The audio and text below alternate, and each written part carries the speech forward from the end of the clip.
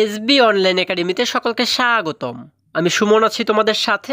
ছোট্ট বন্ধুরা, আজকে আমরা চতুর্থ শ্রেণীর 95 পৃষ্ঠার মধ্যে যে অঙ্কগুলো রয়েছে এগুলোকে সবচেয়ে সহজ নিয়মে কিভাবে করে সমাধান করা যায় এই বিষয়টি শিখব।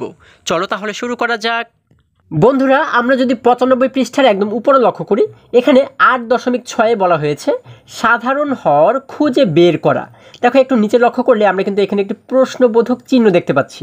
এখানে বলা হয়েছে চলো আমরা ভিন্ন হর বিশিষ্ট ভগ্নাংশ শিখি। দেখো, আরেকটু নিচে লক্ষ্য করলে আমরা কিন্তু এখানে একটি প্রশ্ন দেখতে পাচ্ছি, তাই না? এখানে 1 নম্বরে বলা হয়েছে তোমার কাছে 3 2 মিটার লম্বা লাল ফিতা এবং 4 3 মিটার লম্বা নীল ফিতা রয়েছে।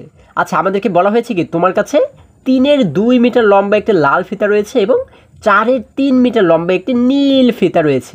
এবারে 1 নম্বরে দেখো, আমাদের কিন্তু একটি প্রশ্ন করা হয়েছে। আমাদেরকে বলা হয়েছে কোনটি বড়। এই যে লাল ফিতা এবং নীল ফিতা আমাদের কাছে রয়েছে, এই দুইটির মধ্যে কোন ফিতাটি বড় সেটি কিন্তু আমাদের এবারে নির্ণয় করতে বলা হয়েছে, তাই না? আচ্ছা দেখো, আমরা এটিকে নির্ণয় করার আগে যদি আরেকটু নিচে লক্ষ্য করি, আমরা এইখানে দেখো একটি ছেলে শিশুকে দেখতে পাচ্ছি এবং একটি মেয়ে শিশুকে কিন্তু দেখতে পাচ্ছি, তাই না? এই ছেলে শিশুটি বলেছে আমরা কেন এই ভগ্নাংশকে সাধারণ হর বিশিষ্ট ভগ্নাংশে রূপান্তরিত করি না। আচ্ছা, সে বলেছে যে আমরা কেন এই ভগ্নাংশটাকে সাধারণ হর বিশিষ্ট ভগ্নাংশে রূপান্তর করি না। আচ্ছা, যখন আমরা সাধারণ হর বিশিষ্ট ভগ্নাংশে এটিকে রূপান্তর করব, তখন কিন্তু আমরা অনায়াসে বুঝতে পারবো যে কোন ফিতাটি বড়। ঠিক আছে? আচ্ছা দেখো, এই যে সাধারণ হর বিশিষ্ট ভগ্নাংশ বলা হয়েছে, তাহলে সাধারণ হর দ্বারা কি বোঝানো হয়? সাধারণ হর দ্বারা বোঝানো হয় হচ্ছে, দেখো সাধারণ হর বলতে আমরা বুঝি এই যে দুটি ভগ্নাংশ আমরা দেখতে পাচ্ছি। দেখো, আমরা জানি যে কোনো ভগ্নাংশের নিচে যে সংখ্যাটি থাকে সেটিকে কিন্তু বলা হয় হচ্ছে হর, তাই না? এটির হর হচ্ছে 3 এবং এই ভগ্নাংশের হর হচ্ছে 4, তাই না? এই দেখো, এখানে কিন্তু দুই রকমের আমরা হর দেখতে পাচ্ছি, দুই রকমের সংখ্যা দেখতে পাচ্ছি, একটি হচ্ছে 3 এবং একটি হচ্ছে 4। কিন্তু যখন আমরা এই দুটি ভগ্নাংশের একই হর তৈরি করব, হ্যাঁ, তখন কিন্তু সেটিকে বলা হয় হচ্ছে সাধারণ হর। ঠিক আছে? অর্থাৎ এইখানে যদি ধরো আমরা নিচে 10 তৈরি করলাম এবং এইখানেও নিচে আমরা 10 তৈরি করলাম, মানে 10 বানালাম, দুই পাশেই যদি নিচে আমরা 10 10 করে বানাতে পারি, তাহলে কিন্তু আমরা ওই 10কে বলতে পারবো হচ্ছে কি সাধারণ হর। তাহলে আমাদের এই দুটি ভগ্নাংশকে আগে সাধারণ হর বিশিষ্ট ভগ্নাংশে প্রকাশ করতে হবে, অর্থাৎ এই নিচের দুটি সংখ্যাকে আমাদের আগে সমান বানাতে হবে। ঠিক আছে? আচ্ছা, এবারে যদি আমরা আবারও একটু নিচে লক্ষ্য করে দেখো, এখানে এই যে মেয়ে শিশুটি, আমরা মেয়ে শিশুটিকে দেখতে পাচ্ছি, সে বলেছে ও হ্যাঁ, যখন হরগুলো একই হয় তখন যে ভগ্নাংশের লব বড় সেই ভগ্নাংশটি বড় হয়। আচ্ছা, তাহলে এই মেয়ে শিশুটি বলেছে যখন হরগুলো একই হয়, হর কোথায় থাকে? হর কিন্তু নিচে থাকে, তাই না? নিচের সংখ্যাটিকে বলা হয় হর। যখন দুইটি ভগ্নাংশের হর একই হবে, অর্থাৎ এই নিচে যে সংখ্যাগুলো আমরা দেখতে পাচ্ছি, এই নিচের সংখ্যাগুলো যখন একই হবে, তখন কিন্তু আমরা খুব সহজেই বুঝতে পারবো যে কোন ভগ্নাংশটি বড়।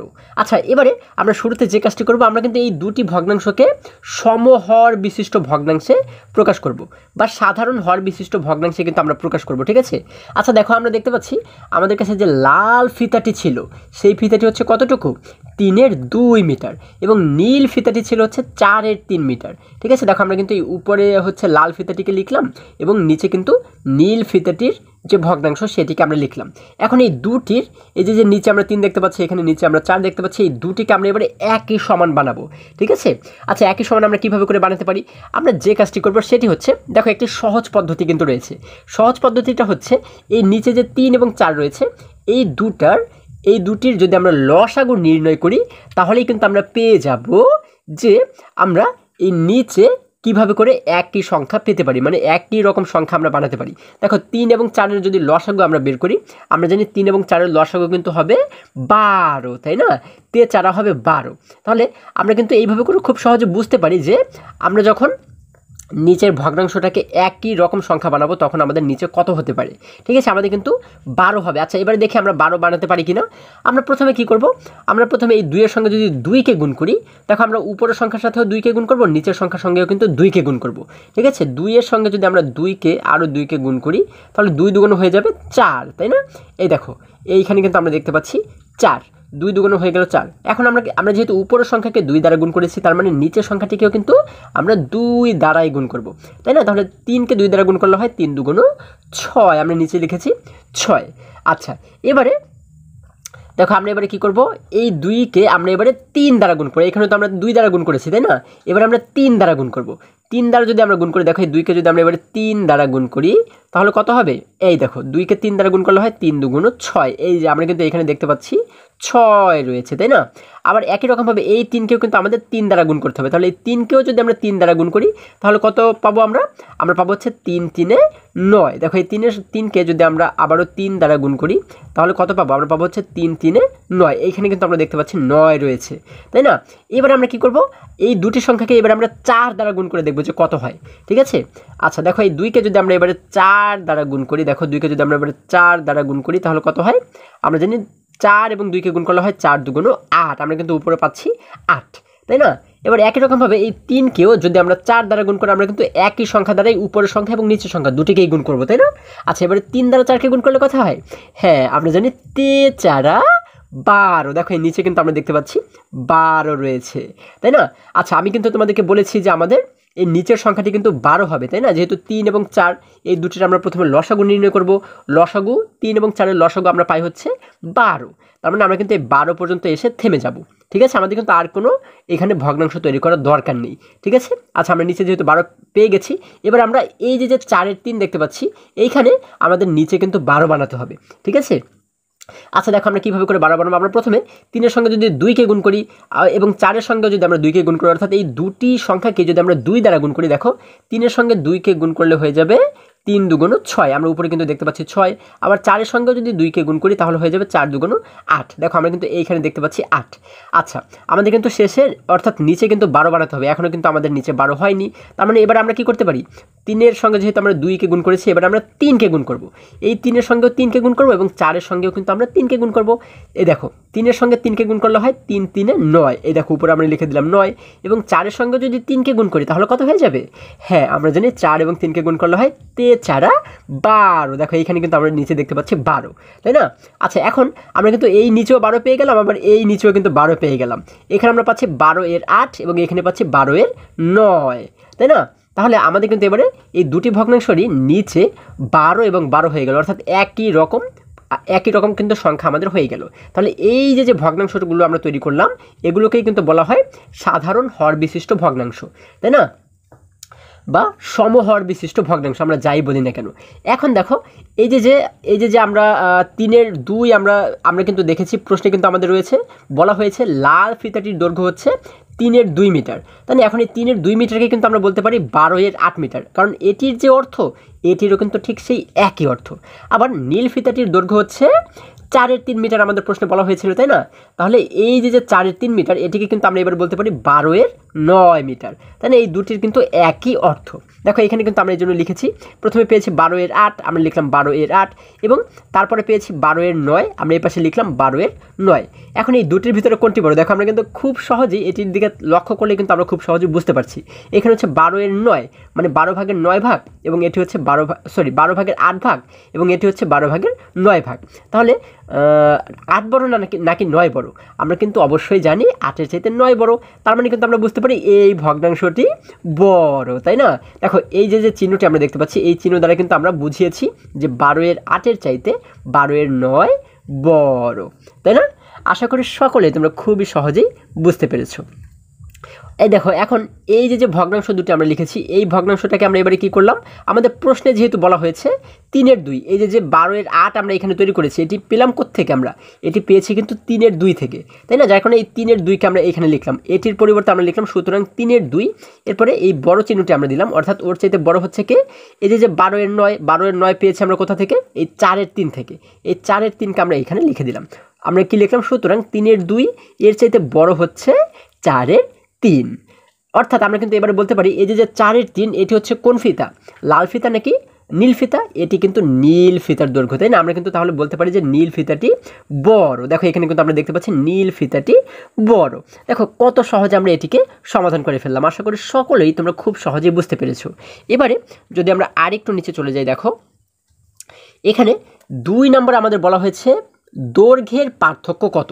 আচ্ছা, আমরা কিন্তু দুটি ফিতা কতটুকু সাইজের সেটি কিন্তু আমরা পেয়ে গেছি। এবার আমাদের বলা হয়েছে যে এই যে দুটি ফিতা, এই দুটি ফিতার মধ্যে দৈর্ঘ্যের পার্থক্য কত, অর্থাৎ যে ফিতাটি বড় সেই ফিতাটি কতটুকু বড় বা কত মিটার বড়, ঠিক আছে, সেটি কিন্তু আমাদের এবারে বের করতে বলা হয়েছে। এই যে কত মিটার বড় এটিকেই বলা হয় হচ্ছে দৈর্ঘ্যের পার্থক্য, ঠিক আছে। এখন দেখো এই ছেলে শিশুটি কী বলেছে, পার্থক্য খোঁজার সময় আমরা নিম্নরূপ বিয়োগ করি। আচ্ছা, যখন আমরা পার্থক্যটাকে বের করব বা পার্থক্যটাকে বের করার চেষ্টা করব, তখন আমরা কি করব, যে ভগ্নাংশটি বড় সেই বড় ভগ্নাংশ থেকে যদি আমরা ছোট ভগ্নাংশটিকে বিয়োগ করে দিই তাহলেই কিন্তু আমরা পার্থক্যটা পেয়ে যাব। এখন এই ছেলে শিশুটি বলেছে পার্থক্য খোঁজার সময় আমরা নিম্নরূপ বিয়োগ করি, বড় সংখ্যা বিয়োগ ছোট সংখ্যা। আমরা কিন্তু পার্থক্য খোঁজার সময় আমি তোমাদেরকে একটু আগে যেটি বলেছি যে বড় সংখ্যা থেকে কিন্তু আমরা ছোট সংখ্যাটিকে বিয়োগ করব, তাই না।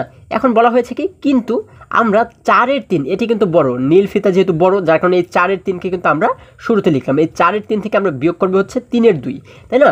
কিন্তু 4-এর 3 থেকে কিন্তু আমরা 3-এর 2কে বিয়োগ করতে পারবো না, তাই না, কারণ এই নিচে কিন্তু আমরা আলাদা আলাদা দুটি সংখ্যা দেখতে পাচ্ছি। তাহলে এই ক্ষেত্রে আমরা কি করতে পারি, দেখো এই ছেলে শিশুটি বলেছে যে আমরা 4-এর 3 বিয়োগ 3-এর 2 এটি করতে পারি না। কারণ কি, কেন পারি না, কারণ এর নিচে কিন্তু দুটি যে সংখ্যা আমরা দেখতে পাচ্ছি এই দুটি সংখ্যা কিন্তু আলাদা আলাদা, তাই না।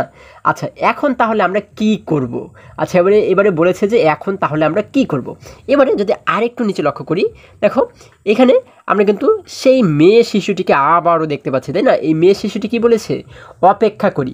আমরা 4-এর 3 বিয়োগ 3-এর 2 এটি তো করতে না পারলেও, দেখো 4-এর 3 থেকে আমরা 3-এর 2কে বিয়োগ করতে না পারলেও 12-এর 9 বিয়োগ 12-এর 8 এটি কিন্তু করতে পারি। আচ্ছা, তাহলে এই যে 4-এর 3, এই 4-এর 3 থেকে আমরা কিন্তু পেয়েছিলাম 12-এর 9, তাই না। আবার এই যে 3-এর 2 আমরা দেখতে পাচ্ছি, এই 3-এর 2 থেকে কিন্তু আমরা পেয়েছিলাম 12-এর 8। তাহলে এই ভগ্নাংশ থেকে আমরা এই ভগ্নাংশকে যদিও বিয়োগ করতে নাও পারি, আমরা কিন্তু এই 12-এর 9 থেকে 12-এর 8কে ঠিকই বিয়োগ করতে পারবো। কেন, কারণ আমরা কিন্তু নিচে একই রকম দুটি সংখ্যা দেখতে পাচ্ছি, এখানেও 12 এখানেও 12। তাহলে আমরা এবারে কিন্তু আমরা খুব সহজে এই বিয়োগটাকে করতে পারি, তাই না। আচ্ছা, দেখো এই বিষয়টিকে এখানে কিন্তু আরেকটু ভাঙিয়ে লেখা হয়েছে। আমরা প্রথমে এই যে 4-এর 3 এটি থেকে বিয়োগ করেছি কি 3-এর 2কে, তাই না। আমরা প্রথমে লিখলাম 4-এর 3 বিয়োগ 3-এর 2। এখন এটিকে কিন্তু আমরা সরাসরি বিয়োগ করতে পারছি না, কারণ এই নিচের যে দুটি সংখ্যা, এই নিচের দুটি সংখ্যা কিন্তু আলাদা আলাদা, তাই না। এই জন্য আমরা যেহেতু এটিকে বিয়োগ করতে পারছি না, এই জন্য আমরা কী করব, আমরা এই 4-এর 3 থেকে কিন্তু পেয়েছিলাম 12-এর 9কে, তাই না।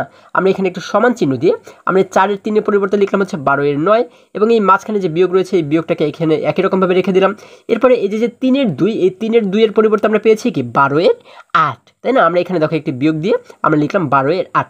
এখন এই যে বিয়োগটুকু, দেখো এই যে বিয়োগটুকু এটিকে কিন্তু আমরা এখন খুবই সহজেই করতে পারবো, তাই না, কারণ এর নিচে যেহেতু দুটি সংখ্যা আমরা একই রকম দেখতে পাচ্ছি। এবার দেখো আমরা যদি এই 12-এর 9 থেকে 12-এর 8কে আমরা বিয়োগ করি, আমরা একটি সমান চিহ্ন দিলাম। এখন নিচে যেহেতু দুটি সংখ্যায় 12 রয়েছে, যার কারণে কিন্তু এই নিচের সংখ্যাটিকে আমরা একই রকমভাবে রেখে দিব, ঠিক আছে। এই 12 এবং 12 থেকে কিন্তু আমরা একই রকমভাবে একটি 12 নিচে লিখে দেবো। এবার আমাদের যে কাজটুকু সেটি হচ্ছে আমরা শুধু উপরে যে সংখ্যাটি, এই উপরের সংখ্যা থেকে আমরা কি করব, আমরা এই বড় সংখ্যাটা থেকে আমরা কিন্তু ছোট সংখ্যাটাকে বিয়োগ করে দেবো, ঠিক আছে। এতটুকু হচ্ছে আমাদের কাজ, আমাদের আর কোনো কাজ নেই। দেখো এই বিয়োগটা কিন্তু খুবই সহজ একটি বিয়োগ। আমরা এই উপরে দেখতে পাচ্ছি 9, এই পাশে দেখতে পাচ্ছি 8, অর্থাৎ 9 থেকে যদি 8কে আমরা বিয়োগ করে দিই, আমরা যদি 9 থেকে 8 চলে গেলে আর কত থাকে, আর কিন্তু থাকে 1, তাই না। আমরা এইখানে উপরে লিখে দিলাম 1। দেখো নিচে আমরা এই 12 থেকে 12 লিখে দিলাম, এবং উপরে আমরা 9 থেকে 8 বিয়োগ করে পাচ্ছি 1, উপরে লিখে দিলাম আমরা 1। তাহলে আমরা এখানে মোট পাচ্ছি 12-এর 1। তাহলে এটি হচ্ছে কি, এটি হচ্ছে দুটি ফিতার পার্থক্য। দেখো আমরা লিখলাম পার্থক্য হলো 12-এর 1 মিটার। আচ্ছা, যেহেতু আমাদের মিটারের হিসাব দেওয়া রয়েছে প্রশ্নে, যার কারণে কিন্তু আমরা এইখানেও মিটার লিখে দিলাম। এটিই হচ্ছে আমাদের উত্তর, ঠিক আছে। আশা করি আজকে প্রত্যেকটি অঙ্ক তোমরা খুবই সহজে এবং খুবই মজায় শিখতে পেরেছো। বন্ধুরা, আজকে আমাদের এই পর্যন্তই, আবারও দেখা হবে পরবর্তী ভিডিওতে। আর হ্যাঁ, তোমরা যদি আমার চ্যানেলে নতুন হয়ে থাকো তাহলে এখনই চ্যানেলটি সাবস্ক্রাইব করে পাশে থাকো, যেন আমার যে কোনো ভিডিও আপলোড করার সাথে সাথে খুব সহজেই তোমরা সেটি পেতে পারো। সকলে ভালো থাকো, সুস্থ সবল থাকো, এই কামনা করে শেষ করছি। ধন্যবাদ সকলকে।